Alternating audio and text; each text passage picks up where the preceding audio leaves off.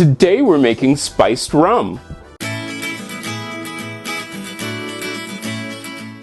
Today is a really easy project for you to do, and it only takes a few things to make spiced rum. Now I can warn you from what I've done before. When I say it only takes 2 to 4 days for this to actually spice up, I really mean it. It's only 2 to 4 days. Really simple, and you can make it any kind of way you want. So you can make it as spicy or less spicy as you want. And that's a really cool part of this, and that's why to do this project. It is so simple. I have 750 milliliters of good tasting rum. Now I'm not a big rum fan, so I had to go and find somebody who loved rum, and they said, here's what you do. And they suggested this rum. Then I have these spices, and this is so simple. 1 vanilla pod. The vanilla pod has been sliced. I'm going to put it in there. I have 5 peppercorns. Oop, 5th one. I'm taking star anise, and I'm just using half of it. So it's just a few.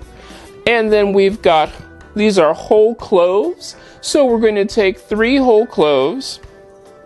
I've got 5 allspice berries. These are large pieces of ginger, and I just went with 3 fairly large pieces of ginger. And then cinnamon. Now you can go as cinnamony or as light as you want on this one. I just use fairly big pieces of cinnamon, drop it in there, and seal it up. Give it a shake every now and then, and let this sit for 2 to 4 days. That's it, 2 to 4 days. Don't go crazy with this, because if you go too long, it becomes too spicy, I think. So then we'll come back in 2 to 4 days, and I will show you what we've got. 2 to 4 days later, actually this has been 4 days later, this is my rum.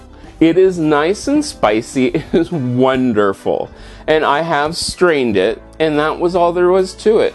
Nothing hard, nothing difficult, you just go to it, and it's wonderful. Now you can add nutmeg, but I did find that I did not like the nutmeg to add it to it. It's up to you. If you add nutmeg, I will include it in the recipe, which will be down below. And it's just a little bit of the grated nutmeg, but my problem with that was I couldn't strain it out enough to make it worthwhile, because you do lose some of the alcohol with it. You know, as you're straining it out.